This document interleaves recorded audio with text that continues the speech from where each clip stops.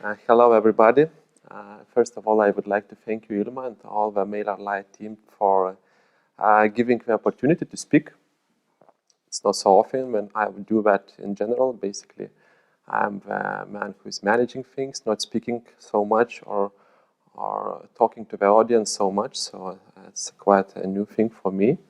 I don't feel super confident in that, but hopefully everything would go fine. So thank you, Ilma, for the opportunity.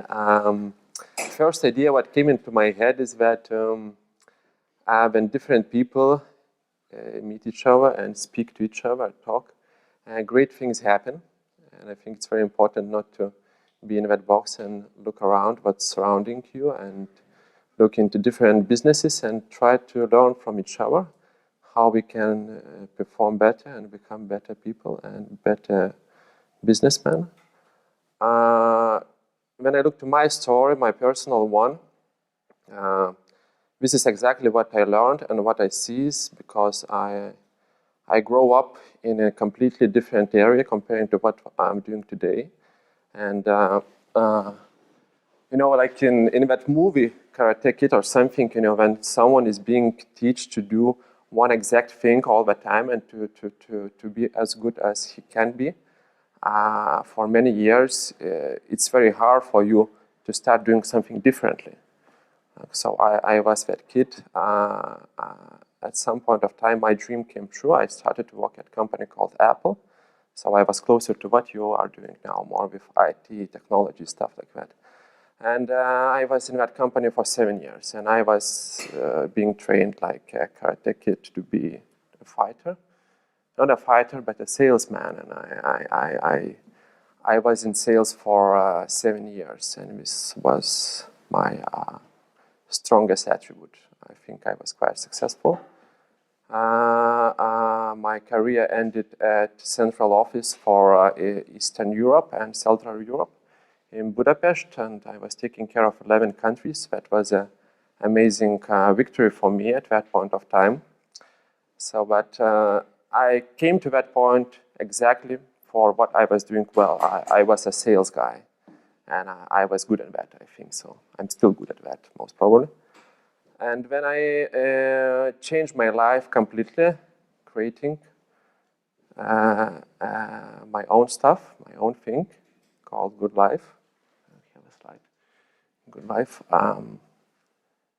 It was some new starting point for me. And everything that I learned till that moment was not so useful for me anymore in that position because I was forced to deal with real people, face-to-face communication, emotions, emotion-driven business, service business. That was not my strongest point. So I was forced to learn a lot. And during those 3.5 years, this is the period while we are running a Good Life with my team. We are here. Thank you for supporting. So we learned a lot.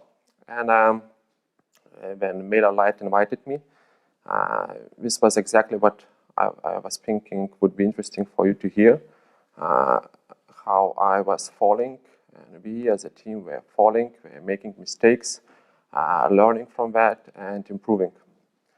But I'm very good at making boring slides, and had few occasions when I did that, and it's really hard to involve people when you are speaking in numbers, tables, stuff like that. So instead of just giving you the numbers and data, I decided to go completely different way. And today we would speak about very intimate stuff, personal one.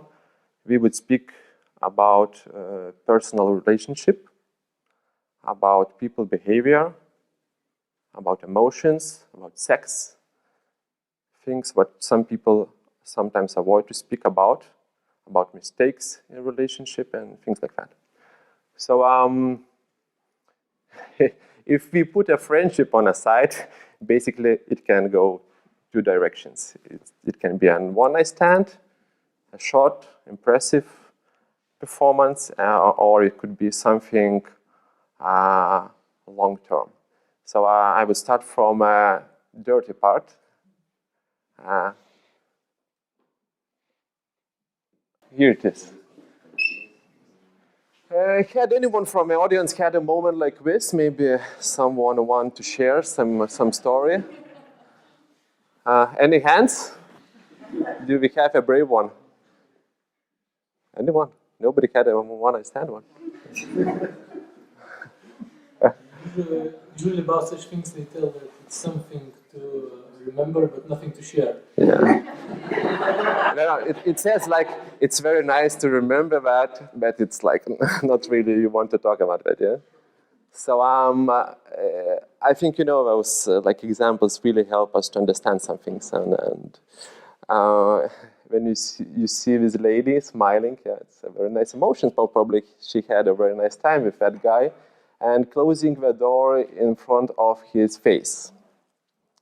So yeah, what kind of emotions you get from that? It could be really nice. Yeah, it can bring some really strong emotions that we will remember for a long time. Most probably, in most cases, we don't intend to do something else in the future with that person. It's simply just sex or just one-night stand, yeah? I think when we started a good life, it have been very similar elements in what we started to do and what we have been doing for at least 1 year, most probably. When I try to compare the emotions what we had when we opened the club, the feelings what we've got, it's like we were afraid to stay lonely. We wanted to sell ourselves quickly. We wanted a quick result. We wanted to have a very strong emotion in that process. We felt quite confident, I guess. I remember when me and Augustina were sitting on the carpet when the club was one day before opening, looking to what we created. And we thought, oh, we are quite okay. It could go fine. We can have one night stand after the opening, and this is exactly what happened. We went exactly that direction. We took all the elements from that, basically. The sales process was super quick. It's like, when I remember first day, it was like hundreds of sales during the opening. We did a good job. We attracted people, like in one side, what's key element. You need to attract people. We got the most important thing, the contacts. People came to us, and it was like a mess. First month, it was like really something. And we got result. The club was full basically in 1 month. Of course, using incentives, promotions, discounts, stuff like that. Like Olga from Soda Street. It's like, it doesn't matter to who you sell. It's simply, if people have money, you don't intend what you want something else, you just sell it. You just take the money from the table and don't care. Without having an idea what you would do further. Because at that moment of time, it's exactly your goal to sell. You don't think too much long term. And if you are afraid of being lonely, if you are sales-oriented, and this is the best thing that you can do, and this is exactly from my personal perspective, I felt strong in that, so we did that. And a short period of time, it was really a success. I know this guy. This guy really knows how to create great first impression. So let's talk more about one-night stand. So what's needed? What is needed? What effort does it take to have a one-night stand, to have a success? So basically, we have two elements. One element is to create traffic. One element is to make contacts. And now we have many platforms for that. We have Tinder, Facebook. We have lots of places to go. It's not so hard to make contacts. Second, even more important thing is to make a great first impression. And there's certain elements in that. You need to look well, you need to be handsome, smell well, stuff like that, yeah. And if you go to sales process, this is exactly how it goes, 100%. First thing, you are creating leads, as much leads as you can. Second, you invite people. In some cases, in our case, you need to invite them to open the door, to come to the physical place. In your case, it's not necessary. You can do that online. And when you need to convert, you need to make a perfect impression, first impression, and close the sale. And we did that because we heard that more is more, because selling more is the way to go. To be successful, first of all, we worked a lot on creating contacts. So if to take a very concrete examples, what we did, talking about fitness industry in Lithuania at that point of time, and taking some experience from other businesses in those in which I was working, understood that we need a very strong, mostly online lead generation machine. And we did that in a quite sophisticated way. We, first of all, created content for that. You know, it's content marketing is a king. Everybody who is in marketing talks about that now. So we took that direction to create an umbrella. And into that umbrella, we implemented a very simple thing, a registry for a first free visit to the club. That was not something that all the other clubs were doing, so we got a lot of attention, and some other clubs followed after us. It's a very simple thing just to give a trial, nothing special in that. Now, major businesses do the same, Spotify, Uber, any businesses. Giving a free trial is something that really works. And we did that. I can share some numbers. We had a monthly leads, online leads with emails, phones, everything that we need to invite people. About 250 to 300 leads in a month. For a size of our business, it was huge, and it was a good result. So when we went to second phase, we have a leads, now we need to convert them. So we were thinking how to do this action, like how to make a great first impression.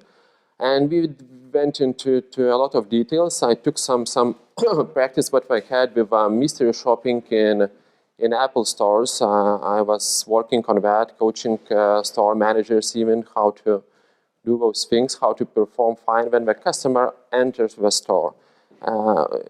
In many perspectives, it's a very similar action when the customer opens a door and comes into the club.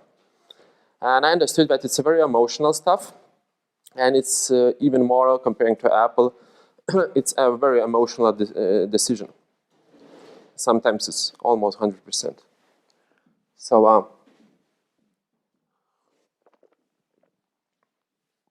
So comparing to other clubs, in most cases, we did some mystery shoppers on ourselves going to other clubs. Hello?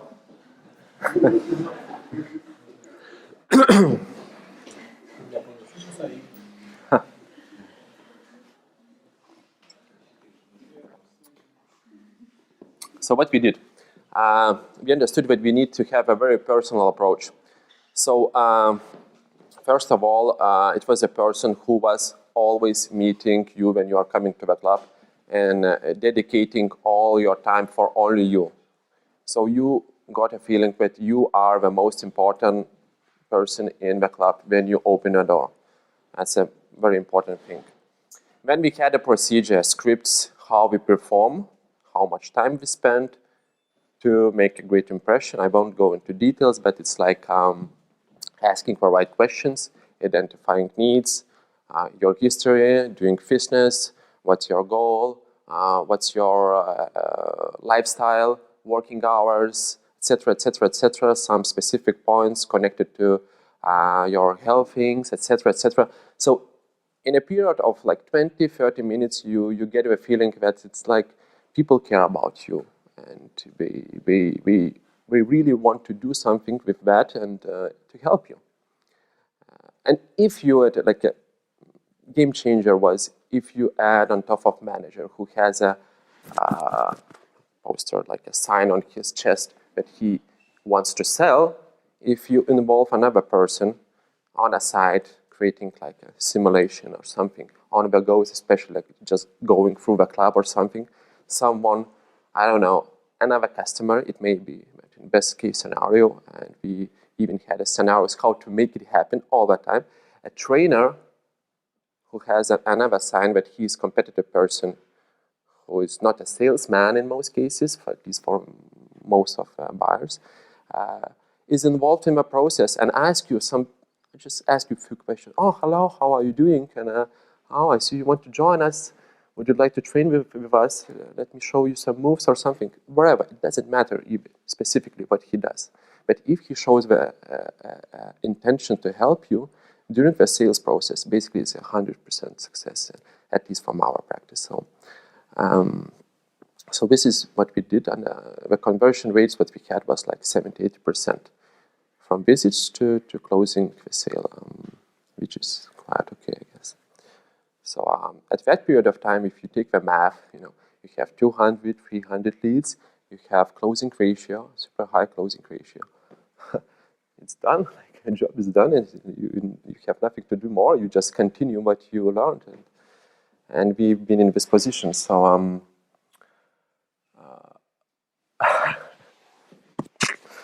yeah, so during that process, this was a part of a deal that you not only create the impression, a great impression for that half an hour, but you give some promises.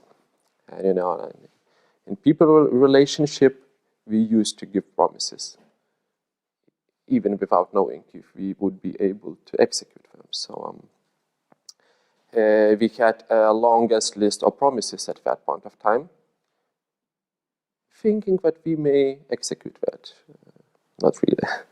So we had a longer list comparing to any other competitor, thinking that it would bring us an advantage. So what we did, this was made with a good intention. It was not like lying people. We just overestimated our possibilities to execute that. That was the point. And we had a longest list, the best ideas, I guess. So we were giving away a free nutrition plan for each and every customer. So if you join, you know what to eat.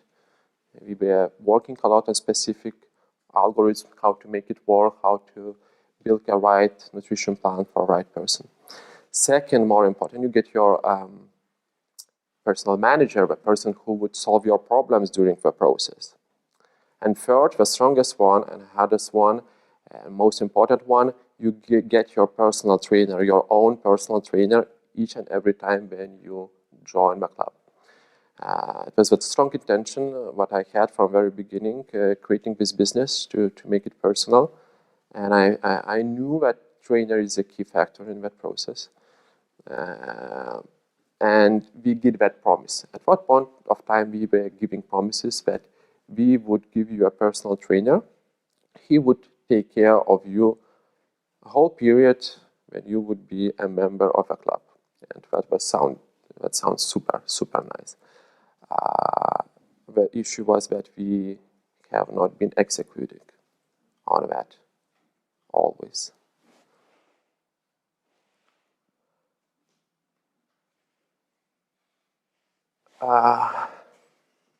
What happens further? When you have such a great one-night stand history and you are skillful and you know how to do that, and at some point of time you understand that it's like messing all the time and looking for new ladies. It's not really a way to go. You need something more consistent, and marriage is a thing to go. But in our scenario, it was not marriage based on love or emotions or stuff. It was a marriage based on calculations. We calculated, like, to have a customer for 1 year have a much, much bigger return on investment than to sell a monthly membership or single one-day ticket or something like that. It was very easy to understand that because all the major bigger countries do that, just not Lithuania. Still, most companies don't do that because when you attach customer for 1 year, you sign the contract, you feel safe that you would find that lady every time you get back to your room after working hours. She would be in place. So we knew that the customer would be in our club for a year. It's very nice. Yeah, you close one sale, you have a customer not for a month, for 20 months. It's amazing. Yeah. So we designed a great proposal, marriage proposal, well-looking ring with a diamond on top. Very nice offer. It was, in most cases, a lot of times about offers. And at the beginning, we were a bit afraid of making this action because nobody did that, basically, in my market. Impulse was trying sort of to testing what works, what doesn't work. We decided to be brave and not at the very beginning, but very quickly we decided to go only on annual contract-based business, to run only annual contract-based business. And we were afraid that people would not sign for several reasons. One, the amount of time we are signing is very long, and we are not sure about their future. Second, we are good in selling one-night stands. We are not so good in selling contracts, marriage. And third, we were afraid, we involved direct debit into that to divide payments month by month, not paying a full amount. That's a critical point. And we were afraid that signing for a direct debit, when you have some back transactions and stuff like that, it's not very common for people to sign for that. Because according to some surveys, not so many sales are being done in this way. But it was not true. It went perfectly. We were surprised about the results. It went better. We haven't lost basically any customers. From a revenue side, it was a big game changer, I guess. But again, we did that without having a very strong plan how we would execute, how we would keep the good relationship during the marriage in place. We had plans, but we didn't have really tools and like transparent thinking how to make sure that all the promises would happen. So money. Yeah, you know, when we did that, all those decisions that we made, offer-based campaigns and annual contracts, they gave us a strong boost in the revenue. And when you see money floating in your account, it gives you very strange feelings. In most cases, it's positive, but at some point of time, you like ignore some facts, thinking that the revenue stream is the most important thing, what's needed. So even if you make some mistakes, you ignore them, thinking that you are on the right way, you have money in your bank account, it doesn't matter. However, it was a feeling that there's something in the air that is going wrong. And time went past and it became stronger and stronger. And you know, women, they are not stupid, they talk. They talk between each other, and customers talk between each other. And they share their experience about your service. These processes start slowly, but at some point of time, they become bigger and bigger and bigger, and they explode. And when you have, you know, many annual contracts without fulfilled promises, at some point of time, you get the opinion that you are not you don't do what you say, what you will do. So this is what happened. On top of that, you get some really ugly examples how people are not happy about your services, they are complaining all the time, etc., etc. And you're trying sort of to stick to that. Okay, revenue is coming, it's okay, it's okay, it's okay. Sometimes because you are putting so much effort on sales and all the processes what are, like these things to run sales machine really consumes a lot of time, resources, people to run that. You don't have too much time to solve people problem. And it's like, you need to choose which way to go. So later on, this is what happened. You get the shoe into your face. Rejection. Yeah, shows very nice how it happens. Yeah? Exactly, and that feeling is that emotion in that DiCaprio face really right expression to show what me as an owner, manager who is responsible for renewing an annual contract, the emotion what he gets when he understands that you cannot simply do the same stuff all the time and get a positive result because people won't stick to you if you don't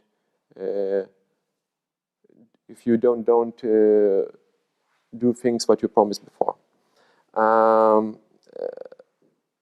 Another thing that it becomes harder and harder to attract new people to your club because market is limited, especially in our case. We work in Pelete, see, we're not in Vilnius, a small area, and people talk. People who been your members, they leave. Most probably, it would be very, very hard to make them come back. We tried, we did calls, invited again, gave some things for free for old members who left. I would tell you it's almost impossible if you did a mistakes before. It's much, much harder to fix old mistakes instead of not doing them and just sticking to retention. Another thing, you simply get old. The club at some point of time became not so much attractive like it was when it was completely new and fresh. Another thing that, if you don't give attention for people during the process, during the membership, they simply don't attend. We had so many situations when people are simply paying money and not coming to the club. In the market in general, different businesses, different clubs approach that in different way. Budget clubs are happy that people are paying money and not coming because their business is based on income per one visit. So if you want to increase income per one visit, you need to make people visit less. So most probably you won't pay so much attention into accelerating their visits. Most probably you would focus on very emotional, aggressive sales because these sales leads to fewer visits. That's good for you. If you make an aggressive sales process, people make an emotional decision without evaluating their capability to visit the club, and we don't come to the club. The statistic about that is really amazing because if you take the number of visits to the club to get the results, it's about 3 times a week, sometimes 2.5, 3. After 1 month, according to European or worldwide, I don't remember exactly, but like global statistic is that 21% of members after 1 month, that's nothing, attend the club 3 times a week or more. 1 from 5. The rest are not coming. So we have no chance to get any results. And if you go forward 3, 6 months, I guess after 6 months, it's 14, 1-4. So people simply don't attend. And if you don't take any actions, they won't come. And I think it's a similar thing with many services. If you sold and you did nothing, in many, many cases, people don't use your service. And thinking that you have that person in a list, even if you have, if you see the money stream from that person, it doesn't mean that you own him. In real life, you don't. And if a problem becomes bigger and bigger, month after month, he doesn't use the service, you then don't have any chance to bring back the relationship with him. Yeah, this is what we did. At some point of time, we took some data, and the data looked like this. 1/3 of customers during a month have not attended a club at all. 1/3, 35%, have attended less than once per week, and only 1/3 have been attending at least 1.5, 2.5 times. So it was depressive when we looked into that data and understood that we are doing a terrible job. So we've been sorry about that, but being sorry doesn't mean nothing. Doesn't mean nothing at all, because you did the mistakes already.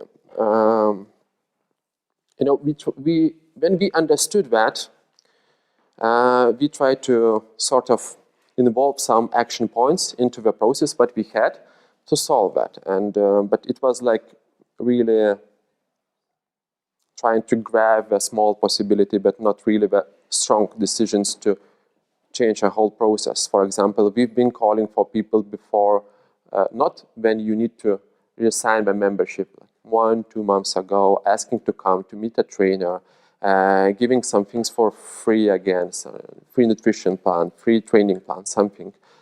Showing some attention, more attention in the club, managers are greeting people, etc., etc. But it was not enough to make a difference because the problem was too old to fix it. And when we looked around, we saw this thing, but it's too late. The lady has another man, so the person is in another club. He lost motivation at all to work out in general, and you lost him. And market goes narrow and narrow and narrow and narrow in that way. So let's try to be more specific. How does that happen? And I really like this example. It's called it's hamster, yeah, that animal, hamster circle, and it really well expresses the whole process, how it goes, how you can stuck in one place by doing a one-night stand approach. First of all, you get new members. So okay, we did fine. We are bringing new members all the time. Second thing, you try to attract more and more. You develop the systems how to put the biggest scale on that, how to accelerate the processes, how to put more marketing on that, how to make the club full. Second, you are very busy with maintaining things, because club operations, like running any businesses, require for some certain things to be done, that everything works. That also consumes resources. So your resources are already on managing, maintaining the business, and generating sales. That's quite a lot of things to do. So you already need a lot of resources, human resources, finance resources, other things to run the whole thing. And then what happens that if you don't pay attention to what's happening in a period of 1 year and you don't change nothing, people leave, and you are busy with bringing new people. And it goes around, around, around. And basically, my idea is that in many scenarios, it depends what kind of business you run, it's a straight way to destruction. Because market becomes more and more narrow, that's one thing. Because when people don't know that you are not doing a good job, it becomes more expensive to buy a new customer. There is a term called member acquisition cost. I don't know if you are counting that number. Basically, it means you take your resources, human resources who are involved in sales processes. You take your marketing budget, which is working on generating leads. You take all physical stuff, your free services, what are involved in the sales process, etc., etc. You take that as a whole budget. For example, you take 1 month budget, and you take how many new customers you brought. You make a math, and you get the number, how much does the new customer cost for you. And the second thing, you count how much revenue does a new customer bring for you. You compare that, and you can simply see if you need to accelerate the sales process, if you chose right tools for marketing, etc., etc. If a system works, you are on a good path to run a sales machine. And from first impression, it looks like a good business model. But if you go deeper, when you have those rejections, like I shown in that slide, your member acquisition cost becomes higher every time because market becomes more narrow. People know that you are not doing a good job. So make them sign takes more money to do that. It's much harder to convince them. Another thing is that you are so busy with sales process that you simply cannot change nothing in between. So at that point of time, we understood that we need to have some very serious changes. And hopefully we met a few very smart people when traveling, going to seminars and stuff. One of the name of what I would like to mention, I guess it's like from this area, it's like one of the real idols of mine. It's called Dr. Paul Bedford. The man who was for decades analyzing numbers and working on studies how different elements, actions change the retention number. Retention is loyalty of a customer, the number of customers who stay at the club for a certain period of time. And his data looks like that. This is one of the cuts, and it shows how many members stay at the club if you do a single interaction with a customer per month. Doesn't mean what kind of interaction. It can be instructor saying hello, sales manager giving you some advices, stuff like that. Just a simple interaction. We don't evaluate the quality of it. You just try to give some attention, at least any attention for a person. Every single month, a single execution. And the numbers shows everything basically. If you look to 1 year period, this is the data of thousands of clubs, just to understand. A simple graph, but lots of data under that. That guy is like a genius, really. And the top performing clubs who did that, not top performing, but all clubs who did one single interaction, they managed to save about 70% of customers after 1 year. So 70% of people stayed in the club and resigned. Without doing that, you have 20%. So if you think what actions would you need to take after 1 year and how strong you would need to invest in the sales machine afterwards, instead of adding 30% after 1 year to stick to the same number, you need to add 80. So it's 2.5 times more of sales, what you need to bring to stick to 1,000 member, for example, or 10,000, it doesn't matter. So that's a huge difference. And especially if you evaluate it, you still have some organic flow. If you won't do nothing, you close your Facebook page, you close all the commercials, you close all the offers, still some people most probably would come to your club because of different reasons. So if you take that organic and you exclude that, most probably for the second scenario, positive one, if you are doing interactions, most probably you won't need to do nothing if your business scale is small. In the second scenario, you would need to sell a lot and invest a lot of resources. And if the time passes and you are running a hamster wheel, it becomes worse and worse and worse. So, if you take revenue-wise, it's the assumption that the membership cost it's $35 a month. It's very simple. It's 2 times less revenue without doing the interactions comparing to if you do at least something. So it's a very simple lesson, yeah? Let's do that.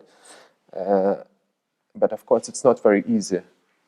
and it's not so easy to change things, because when you talk about retention, there is no single element that you can involve and to make a general change. I took few negative sides just to ending up the part of one night stand part. I can read for you. You don't look into slide. So I took few things just to summarize this part. What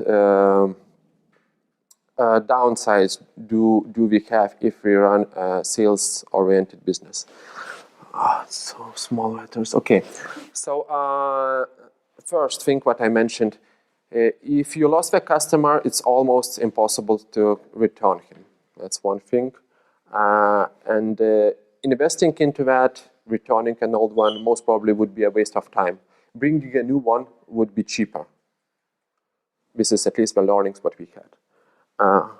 Someone is typing a lot. Good job. Keep doing a good job. The market becomes narrow. It depends on the market size, of course. You are a worldwide business, so most probably for you, sky is the limit. For us, we have a 30 people population. It's a very small market. And we are really thinking what would happen with that market. And if you have that, ladies talk thing in the area, it's really hard to stop that. You don't really want to have that. When you do sales and you are good in that, most probably in most cases it is attached to some offer. When you do offers, if you execute them well, you have great results. In our case, 2, 3, 4 times bigger revenue during that period when we were running any campaign. And we were very creative, creating better and better campaigns, doing better and better promotions, creating more leads, etc., etc. But when the campaign ends, what a surprise, the sales drop. And usually the sales drops much more than they used to be before the campaign, because you sold the most possible, it's like a juice. It becomes more like, I don't know, banana. It becomes more yellow and yellow. And when you run a campaign, all people who were thinking to buy, they buy, like Black Friday. In Apple, it was the same. Black Friday, for 1 month, sales, no sales. When you divide a bigger period, for example, on November, we have Black Friday. We take whole November sales and a whole September sales, excluding the seasonality thing. Most probably, month by month, it won't be any big difference. You simply concentrate all the sales to one day. What a surprise. So running any offer, basically, in many, many cases mean, if you're not smart in doing that, not all the cases, most probably it would say simply that you change the curve in the revenue. You just concentrate on one period when you run the offer, and you lose from the rest of the periods what you have. And a bad thing in that is that you don't feel fine when you have that downside. So you finish one campaign and you start thinking about next campaign. It's like crazy. It's like, I don't know, cocaine. Whatever. It's like one night stand. Like you're used to that. So you discount a lot and not really goes nowhere. Customer acquisition costs gets higher. I was already talking about that. We decrease the average sales price, again, because of the offer. We don't want that. And also, we decrease there is a term called average lifetime value of a customer, how much money the customer brings while he is in the club. So, because you are based on sales, not on quality things, not on retention, most probably the value of one customer goes down and down and down. To run this kind of model really consumes much more money on marketing, because you need to run those bloody campaigns all the time. And leads is your goal. So creating leads means that you invest into that. Like a hidden point, what I found in that, and I think it may be the number one reason to change these things, to go from that hamster wheel, is that when the whole team is working on and running a sales-oriented business, sales becomes a number one priority for each and every person in the team.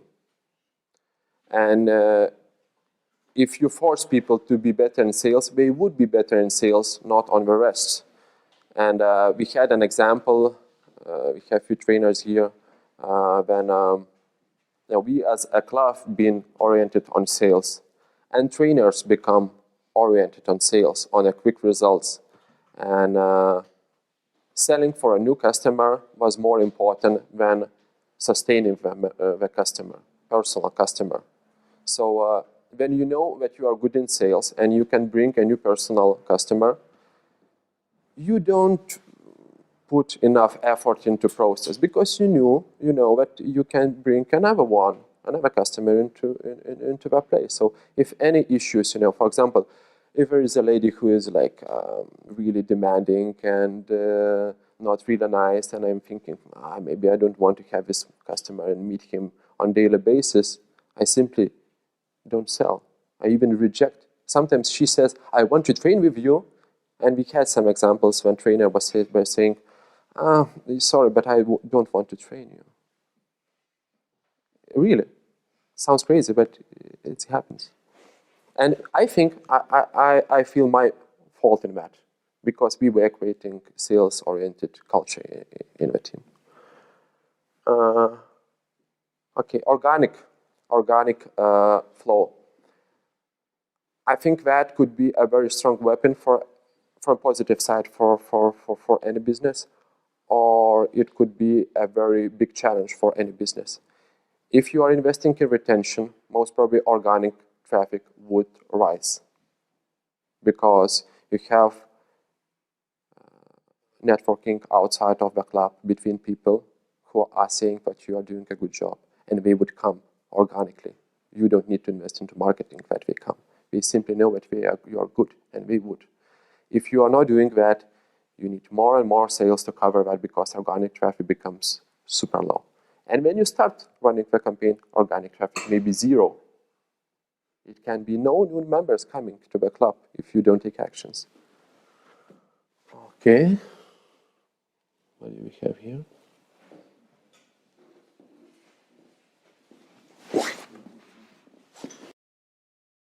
Changed. We started to do changes, but I think 1 year ago it was a critical point when we said during the annual, we had an annual meeting in the woods. Charming, yeah?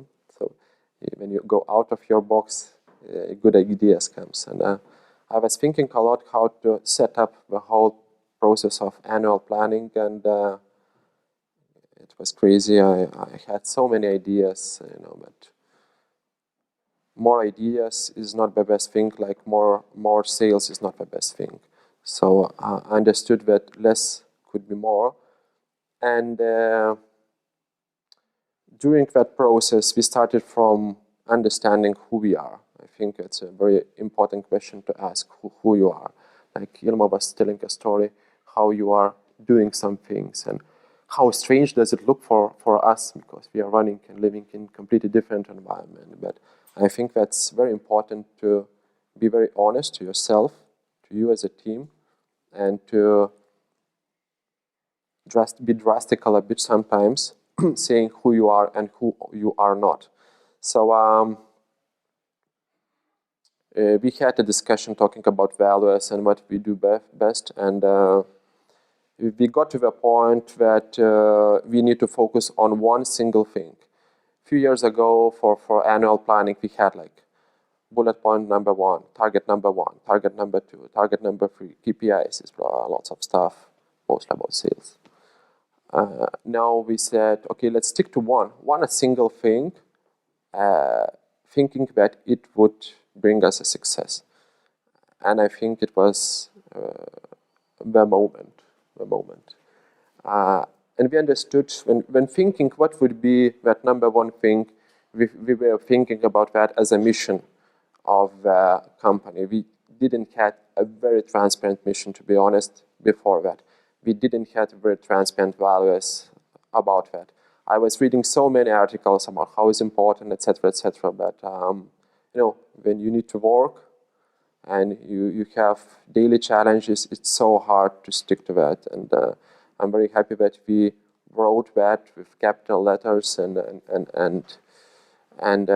we move further and further, thinking all the time about that. It's very important to think all the time about those things.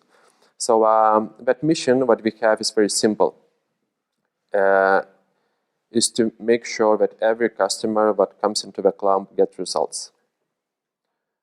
Again, we evaluated what kind of team we have, what kind of know-how we have. And what we have been doing, it was way below our capabilities. We knew that we can do much, much, much better because we already had a great team, great salespeople who become a retention people, great trainers who have been a good salespeople as well, but became a good trainers who care about people.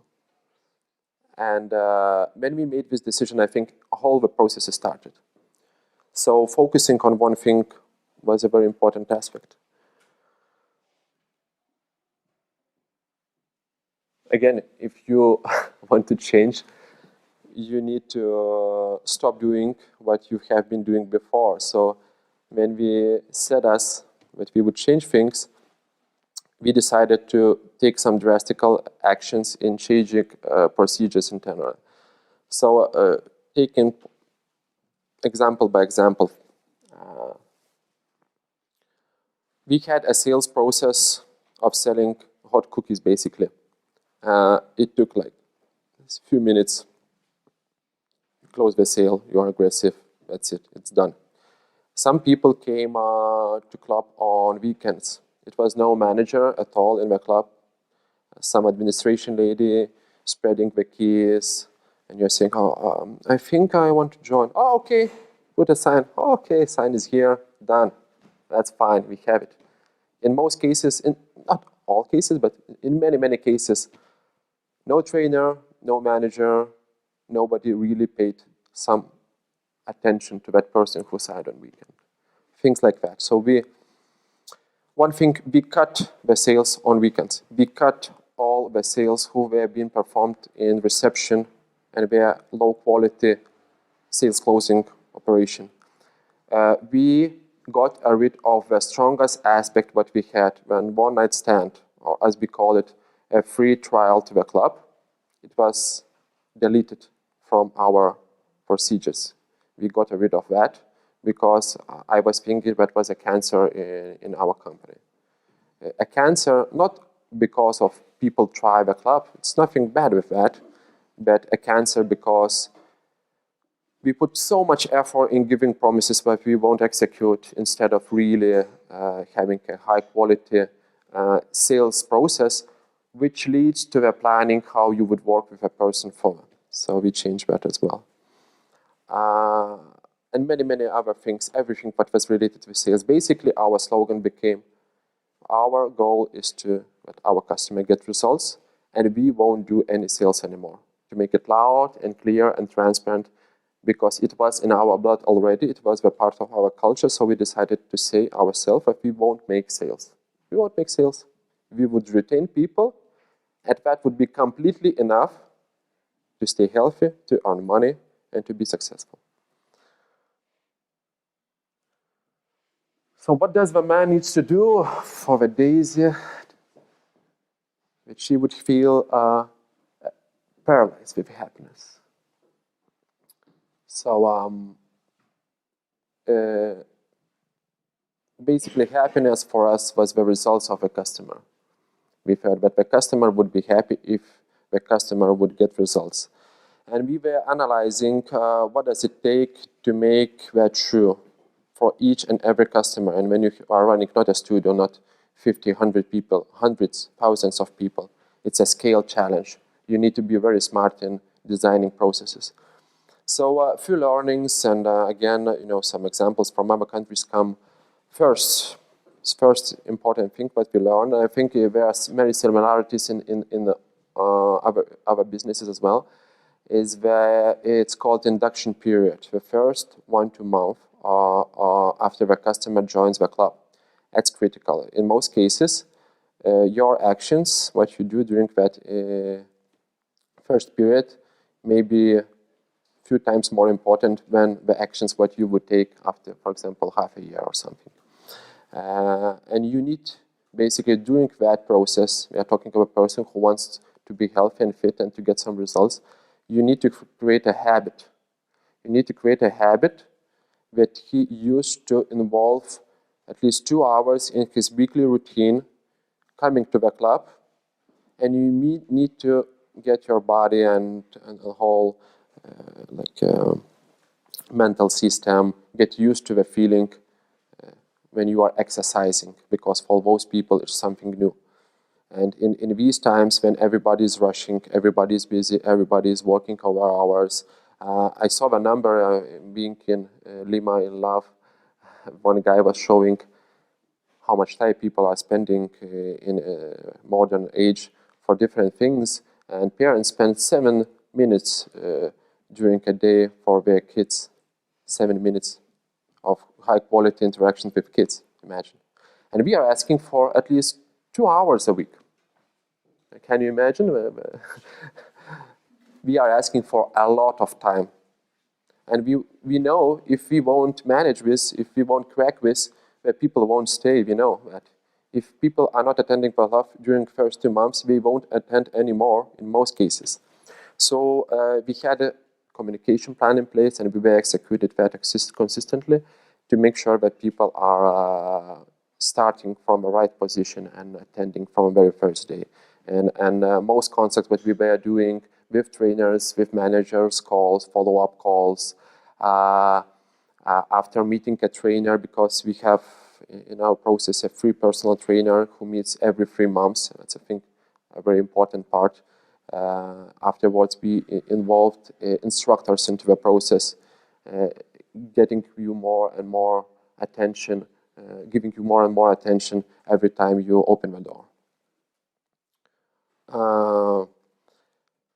To summarize, to make sure that we are on the right path, we created 3 KPIs to make sure that the results would come during a year. So first KPI, what we are tracking and we are working on is the attendance rate. How often is the person attending the club? So it needs to be minimum 2 times a week. Second thing is, what is the quality of those visits to the club? So we were pushing for more and more visits who are with some staff interaction. In most cases, trainer interaction. And I'm happy to say that we have reached the goal of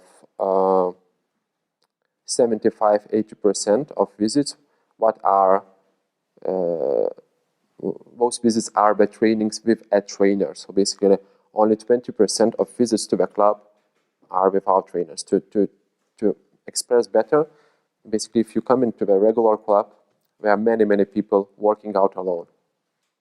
So we are on their own. They are basically renting the premises to work out. It's very similar to buy a machine and to put it into your own flat or something like that. I don't see any value in that at all. So we understood that, and we invested a lot of resources and gathered a great team to make sure that people are working out with a trainer, because it's the only way to get results, in my opinion. That's a huge difference from working out alone and working out with trainer. There are group exercising part, there is a personal training part, there is a small group training part, etc. But in general, it's very important to have it's called assisted training.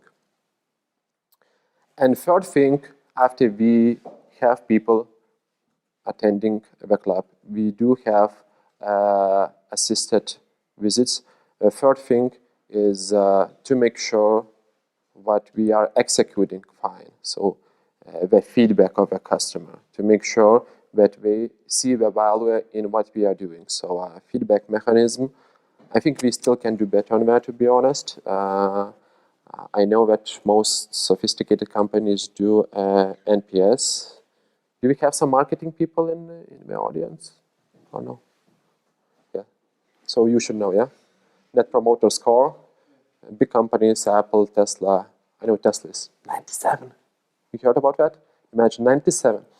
Net Promoter Score is when you ask the person, would you recommend company or service to your friend or family member?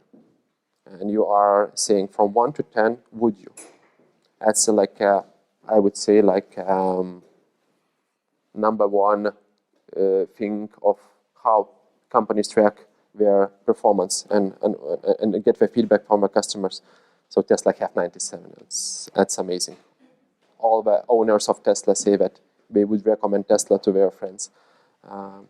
We are asking people what do they think about our services. I think we can improve on that, but I think that's very critical, not to be blind, looking only to the numbers and thinking that you did all the job. You need to talk to people. You need to ask if they see the value in the product what you are creating.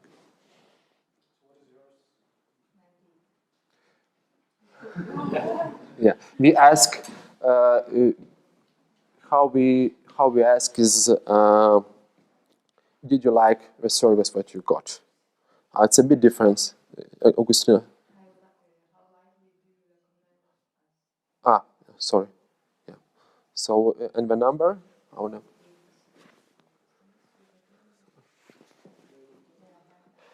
Yeah. To be critical, there are some tiny things like, not tiny, but there are some things in the process how you do that. If you have a like question after the service, that's one thing.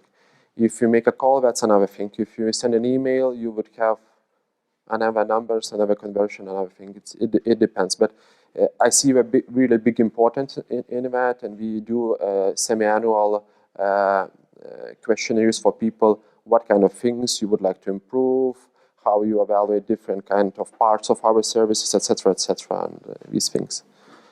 And yeah, in this part, I see a very important element of when you do that, you get different kind of flow of information.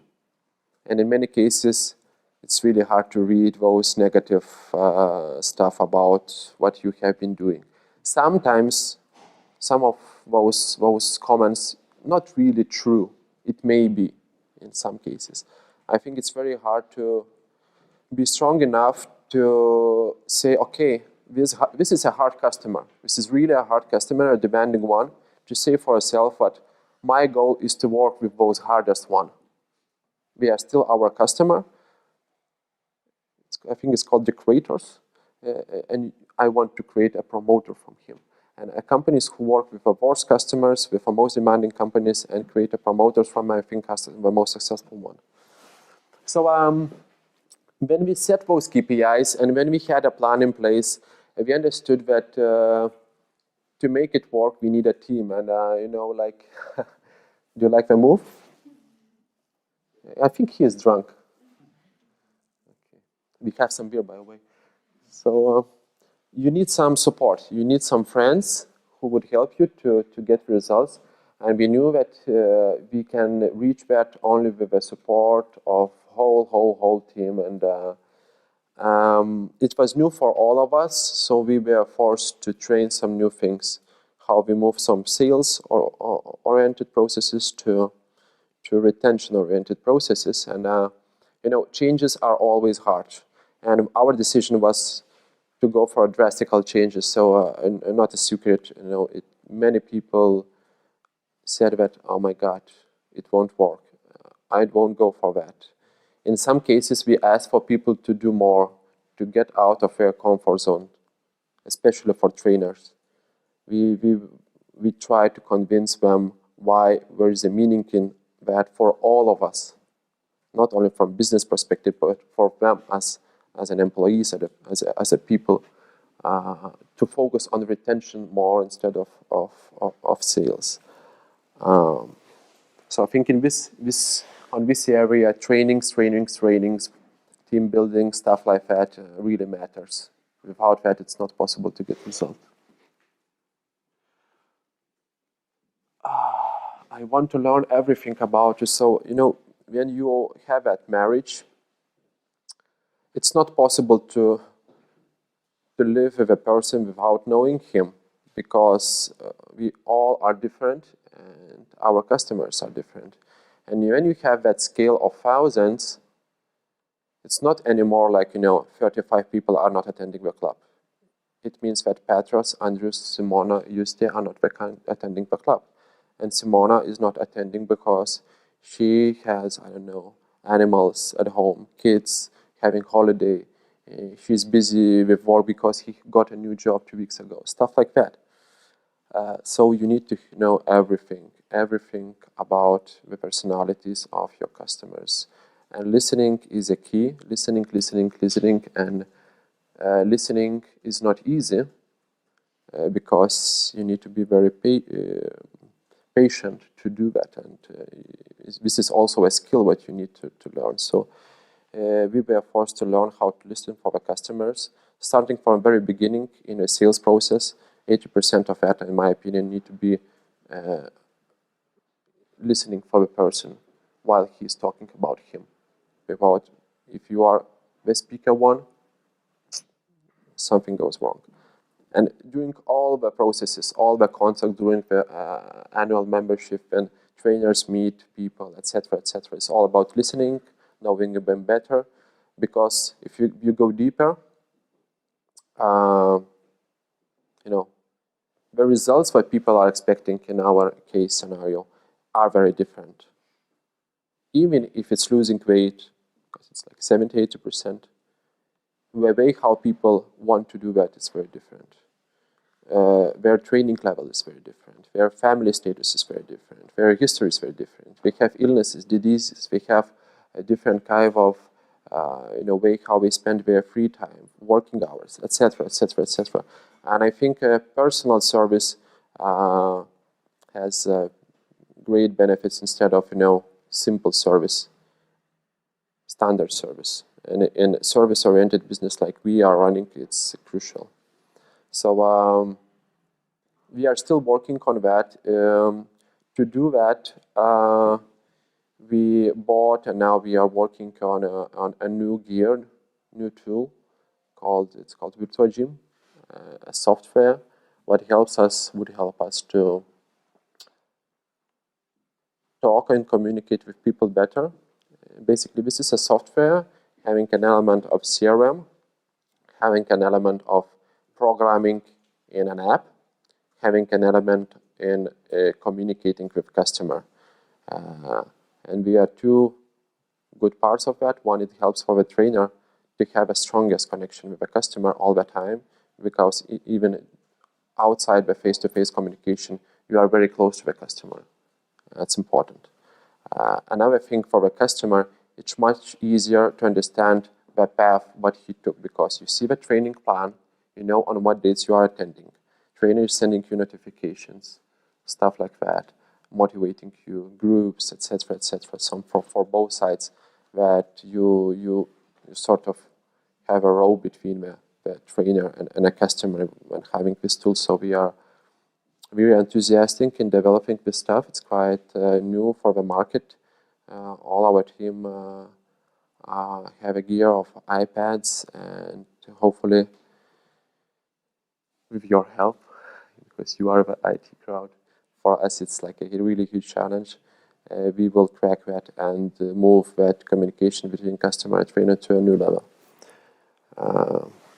Another thing what we learned, what we did, is we set up the one window principle in the company.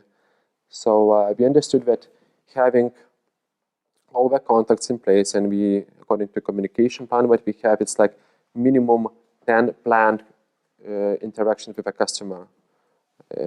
It's like 10 meetings with trainer, meeting with nutrition specialist, meetings with your personal manager, etc., etc., etc. So there are a lot of things to do, and like in marriage, it's simply about two people, and the connection becomes stronger when you meet a single person all the time. So what we did, we divided all the customers into buckets. And every trainer and any manager has his crowd, has his customers. And you know, when you are meeting and why they sitting at the back, why this very charming lady, she's in Good Life from very beginning. And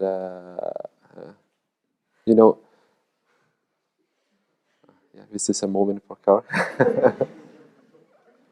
Enough about me. So, you know, she gave me that learning because I said, okay, Vaida, when we decided to go for the retention path, I said, okay, let's sit. Let's talk about customers. What do we have? Open me the database and let's go through the names and surnames. And please tell me as much as you can, personal stuff, personal attributes about the customers that we have. Give me a look on at what level we are. And she was telling about people for me, like tiny stuff, you know, what kind of people they are, how they live their lives, etc., etc. And like 80+%, she knew the customers, and we have 1,000 plus, imagine. This is really the value, and this is really something what we need to be proud of. I understood that, you know, it doesn't happen in a day. You need time for that, and you need to be very consistent in creating those contacts. And every time you meet the same person, the connection becomes stronger and stronger. So that's why I really believe in one window principle. Earlier we did that, you know, one time you come to the club, you have a meeting with a trainer, it's Andres. Second time, it's Edvinas. Third time, it's Tadas. It's nice. It's again one night stand, another guy. But if you want to have a very strong relationship, it's much better work on one window principle. Sending, again, I was talking about attending the club. So people really want to work out and to get results. That's why they signed. But in real life, it's really hard to do that. And we need to be ready for the bad scenarios. And we were thinking how to accelerate the attendance rates. So first, I think it's very important to make sure those gaps in attending the club won't happen. So you need to pay attention for a customer all the time and make those interactions. But sometimes it happens that you already see that 1 month, 2 months, the person haven't been in the club. So then you need to be very creative and you need to make very wow invitations to get back. You would be really amazed when we are making calls for the customers when we are not visiting the clubs. I think we can go forward, we can send emails, etc. We can go and knock to the doors. I think it may happen as well. But you need to be very creative because most people, they have a gazillion of excuses why we did that. It's always you call, oh my God, really sorry. But you are paying money and not attending. You know that you won't get results. Come on, get back. We are waiting for you. Excuses, time, I know, pressure, feeling not well, etc., etc. And most of those answers are hidden. There are some real things under that. And it's better to prevent that before it happens, of course, but sometimes it happens. And in most cases, you need to be very creative. Invite into, I don't know, some very private meeting, face-to-face, private session, something. Involve some friends into that, because usually there is a community staff. So we can say, okay, would you like to have a training? Oh, come to yoga because your friends are coming to yoga. Sigita is missing you and other guys are missing you. You are part of a community. Why you are not coming? Things like that. But it's not very simple. It's a huge challenge. I think many clubs worldwide, and they understand if people don't attend, if people don't use the service, they would leave. But not many have found an easy way to stop that.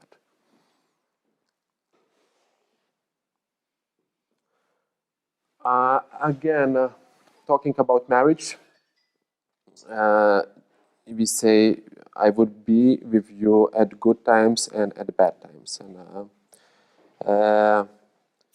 every story of every customer is very different. And I think it's very important to be close when the customer is very happy, It's a surprising good moment for him. For example, he got the results. Okay, finally, lady lost 10 kilos. You need to be close to her at that moment of time. It's like anniversary of yours. You need to be together. You need to book a table. You need to spread the champagne. You need to do something. You need to celebrate a victory together, because that's an important moment, not for him, but for both sides. But the harder one is that bad times come sometimes, and people lose motivation, and they feel bad. And this is really the moment when you need to be a man and show the attention, and to do some extraordinary things to help people to get back on track and fight their demons.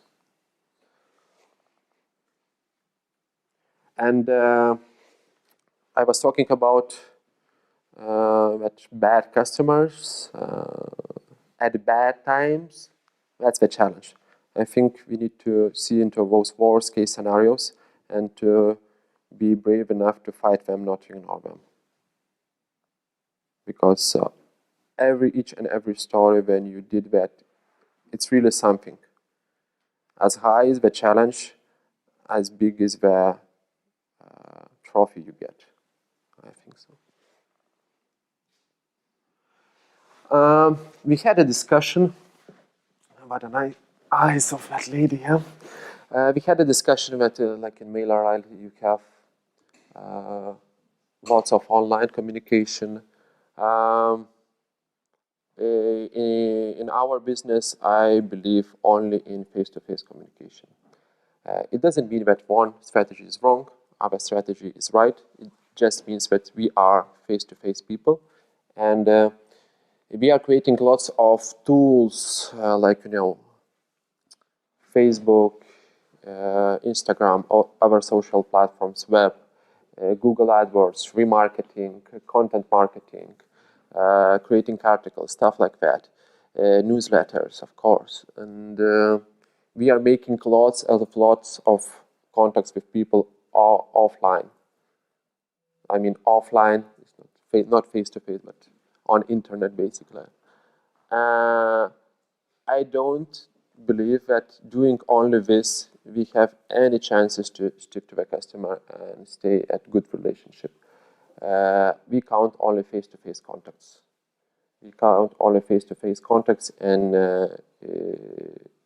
we try to train ourselves to create a great wow moments with the customer, because each and every face-to-face contact can be simple contact. This is your key, or it can be, oh, hello, you have been for a week. What happened?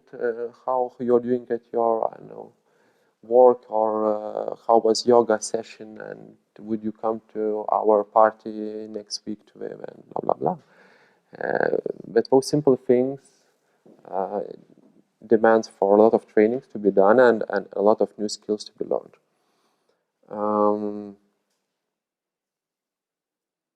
Of course, when we think about face-to-face contacts only, it's very easy to understand that we need a huge team to do that. At the very beginning, when building whole processes involving free trainings for each and every customer, and thousands of customers, and we say we would give you free trainings for you. Every 3 months, we would give you a free nutrition plan, etc. So it's thousands of interaction. We don't want to lose the quality. So for that reason, we need a lot of trainers. And I was thinking that bubble, nobody did that. Something is wrong here. I'm missing something. And I was afraid that, we would simply explode, having a huge team and not having the return on investment on those contacts. Those contact costs, same as the sales. I was a bit afraid, but the outcome was good. The number, what I can tell you, is the personal training sessions that we have. It's around 20-25% of visits. What happens to the club are personal sessions. So imagine that's really a lot. It's thousands of PT sessions a month. It's very simple. The logic is very simple. I think it's a human nature. It's simply, if you approach person in the club, if you are a personal trainer, it doesn't matter. It's organized by club. It's a trainer initiative. It doesn't matter. If you approach people and you show the attention and that you care, in those eyes there's so much love, and so big need to do something and to spend money. And people would spend money if you would show that you care. So we have now around 15 trainers, and we have on top of that few instructors, and that's like 2-3 times more than any other club. And those ratios that we have is really something extraordinary, most probably the most extraordinary stuff comparing to any club in Lithuania and some clubs outside in Lithuania. I think it's 3-5% of visits are PT sessions. In our case, it's 20-25. So we are already 5 times overperforming most clubs. And the reason is simple. You simply need to show that you care. You need to put some professional aspects into that. You need to have some procedure scripts in that. But it really works, and sky's the limit, I think, for that.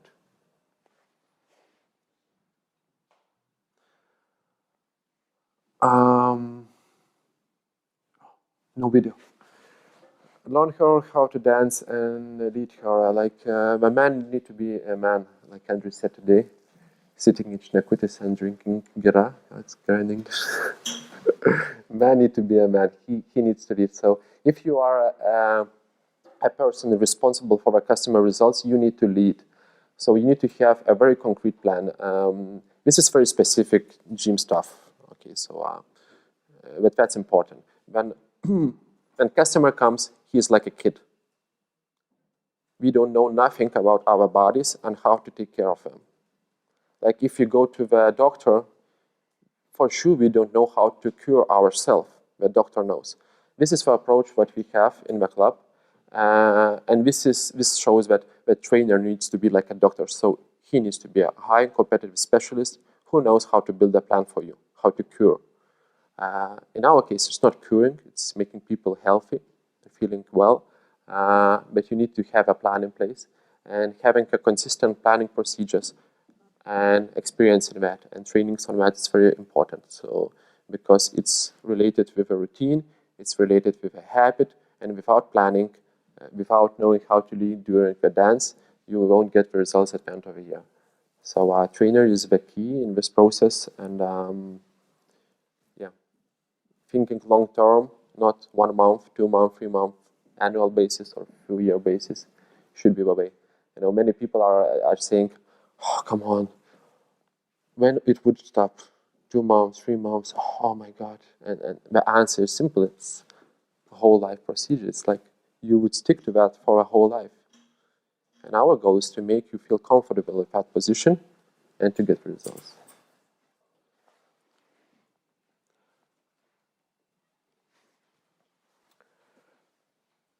Yeah, at this point, I would talk a bit about communication, what we do. I think, like I was saying, to spread the champagne, it's very important to celebrate victories and celebrate customer results. On our new KPIs, the customer who got the result is a #1 victory. So when thinking about marketing, at the very beginning, we try to be a bit different, differentiate ourselves when doing marketing. So we got rid of saying we would have nothing related with fitness, bodybuilding. We won't show any single naked body, except first 2 campaigns, I guess. Because we have some very good-looking trainers, so it's almost impossible to avoid. And we were showing people who are not perfect, no perfect bodies. I'm saying now like similar stuff like Lindex is doing now, outdoor campaign showing women who are slightly overweight but in nice clothing with very nice emotion. I feel in this meaning in that, like Dove did with their real perfect woman campaign. Do somebody heard about that? Dove campaign? Showing ladies, a very nice way of showing people, original version of them, happy people. So this is our approach. This is how we see what we would like to express a right emotion about us through marketing and communication. And the way to go and concentrate, again, less is more, I think. is testimonials. Testimonials about our customers. Testimonials in a storyline, how people got some results. So a standard way to do that, it's big stomach, naked in bathroom, and photo shoot after you lost 5 kilos. Yes. But I think it could be way much better execution in that, having GIFs, videos, and all the modern tools for that. And I think storytelling is a strong tool and a right tool for us to talk about what we are doing. I was creating moments together, best moments together. It can be very different things. And again, on Lima, it was a speech talking about modern life of people and how often we are interacted by technologies, how often we are interacted by other people. We have way more friends, not only on Facebook, but in real life. The life is becoming hyper-social in most cases. And it's like extroverts are the right people. Introverts becomes like on a side in most cases. It's not really a right approach in my opinion.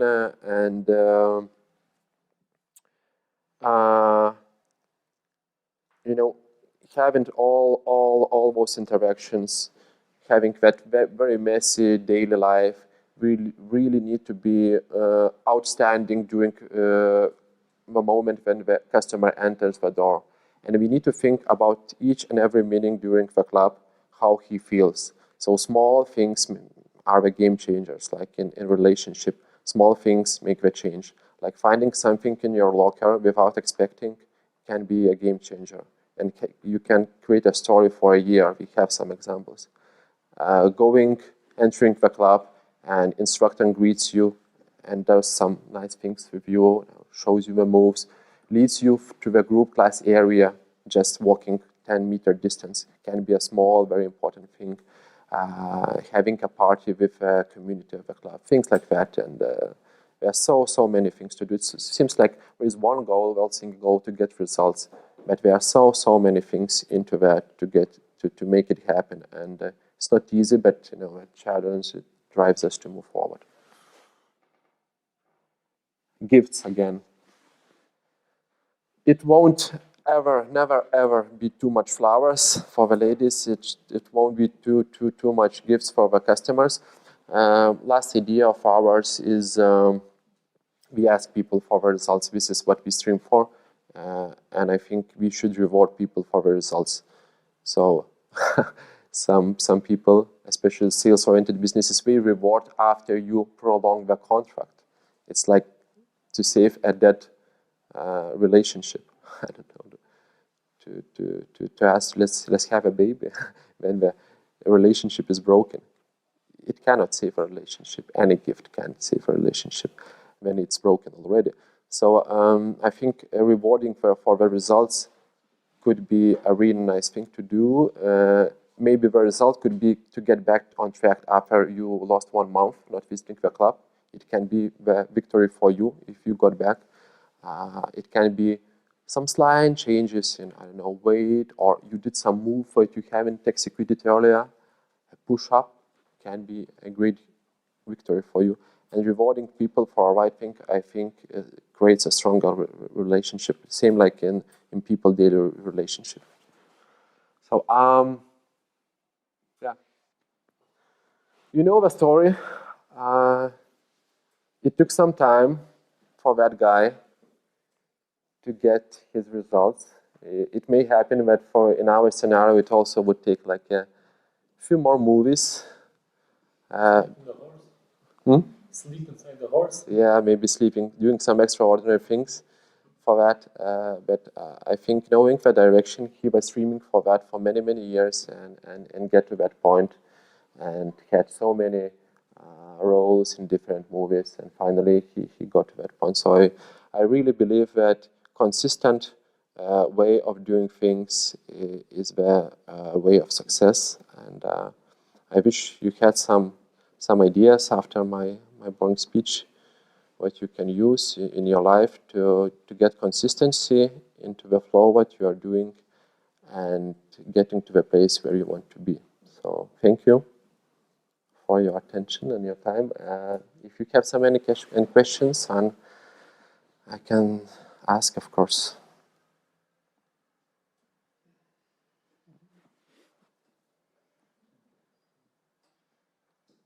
Nothing?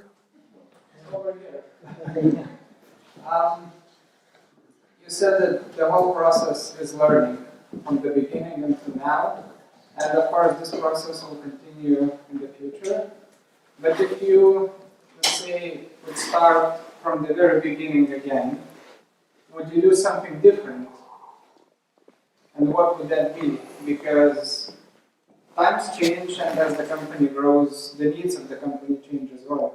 So if you would start good life from the beginning again, with the experience that you have now, would you change something? There are some learnings but took too much time. Some lessons took too much time. I think it's very important to make mistakes, but you need to be quick in fixing and learning. So I think some processes could be shorter and some things could happen earlier.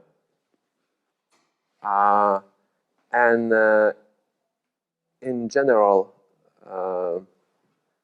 before doing stuff, what you used to do, first of all, you need to do some research and preparation stages and things like that. So I think we were so enthusiastic in building all this stuff and creating good life. Super enthusiastic. I have a list of ideas of 208 positions still who are perfect. Most all ideas are great for me. Most of them won't take place. So you need to be really concrete. So I think the biggest learning what came is less is more. Less is more, and before starting doing things, you need to have really clear, transparent plan if you are able to execute that and how it would affect your whole long-term goals. I just want to make sure, like about 70% of your customers extends their partnership with you after 1 year. Yeah? Yes. To be concrete, we had 67, I guess, 68 last month. So yeah, it depends. You know, it's so many things in that. Talking about retention, guy Paul Bedford, what I mentioned, he's coming by the way on the 8th of December to Riga. So imagine guys for 30 years analyzing, only analyzing, not running things, but analyzing, talking with club owners, trainers, different people who are in the process. So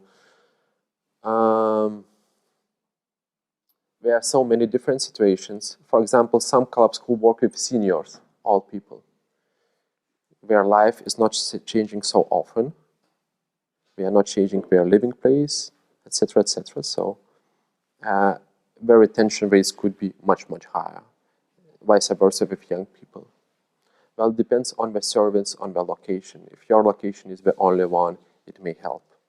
In our case, we have 3 times cheaper club on the other side of the street. It's like many, many things in that. But despite everything, I think the path what you are choosing is the same. It can be easier in some scenarios. It can be harder in some scenarios. But sticking to one thing, I think, is a key thing. Yeah, a lot of good ideas that can, like small moves, you can apply for most of the businesses. It's very good customer service. The conclusion of what, to summarize this guy and those charts what I showed, the very simple conclusion what he did was, and we've been in several of seminars of him, it's always about the same conclusion. When you are selling, it's all about great first impression, meaning the things what matter most: price, location, impression during the first visit. The things that matter if you, after joining, after 1 year, would extend the contract are completely different. And there are only 2 things that really matters. The one thing is how strong are your relationship with the staff, with people, working in the company. Second, very important thing is how strong are your relationship with other customers. Are you a part of the community? Do you have a workout buddy? Do you have some people who you meet during yoga session? Do you like that moments that you share together with them, etc.?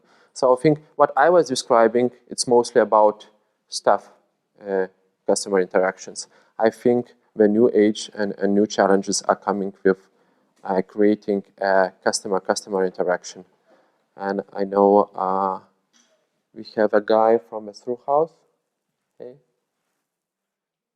I know the things that you are doing is exactly what we are talking about, customer-to-customer interactions. Like a simple example, you are organizing a skiing for your people, and you know those guys.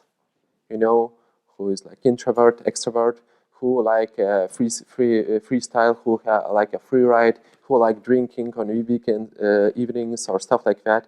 So you can find like things in common between people with whom you are working, and you have a challenge to divide them into rooms. You can do a very good job, and it would affect your next year results, or you can do a failure, like mixing people on a random basis. So I think that could be a game changer in the future. That's a simple example. Like we did like a few times talking with trainers, for example. Give me a few names of customers who you think have something in common. Something that you feel we can have a good time together. Let's organize a small group session. Let's put them into one group for 3 months and train together. And the results are amazing. You just need to spend some time on that. People are the tool to retain people. What about those customers who have excuses, who have started to have excuses? Are your results better in the long run now when you are doing more personal stuff with them, interacting? When they started excuses, you have a hard job to do. Mm-hmm. What about those customers? Are your results better than before? Mm-hmm. Yeah, definitely the answer is yes, but if to be more specific, first of all, we are prepared for that because all people have some sort of excuses all the time, because we are putting in most cases them into unusual situation for them, forcing them to do things that they haven't used to do. If we take sports, results, everything, basically the essence of the whole process is that you are putting person into a stressful situation. Sport and improving is overcoming stress barriers and getting better, basically. This is the meaning of that. If you are training and not pushing harder, at least slightly over your limits, most probably you won't get results. And it's the same talking about nutrition. You need to change your daily routines. It's the same thinking about your how you spend your free time. You need to walk more, use stairs, go to park with your dog, wherever, with your kids. Go to the gym more often. And you're not used to that. So in most cases, if you agree with a customer, let's change your life, they would face uncomfortable situations, and it's very human nature to have excuses if you haven't done something or you feel uncomfortable. So it's all about ability of staff, trainers mostly, managers, to talk to people, to say that's fine, it's fine. It's okay that you don't feel okay, but we are here to help you, and to have some skills how to offer the best solution for each and every person. And here where the one window principle comes in, because what we do is that we attach from 15 personal trainers. Some of them are extroverts, some are introverts. Some are kinesthetics, they feel the world and the energy. Some of them are audials, they talk more and understand the voice and things like that. Some of them are visuals. Some of them are good in running, some of them are good in martial arts, etc., etc. Different personalities. Some of them are pushy a lot. They push a lot. They are like, asking for more and more. Another one are the social one, like in restaurant business, it's like, can I help you? Okay, no, don't hurt. Like different way of approach. And if you are good enough in making the right people to meet right people in this scenario of a staff person who meets the customer, those excuses won't be so hard to overcome.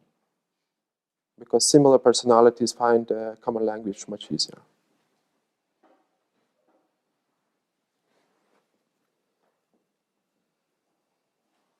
And if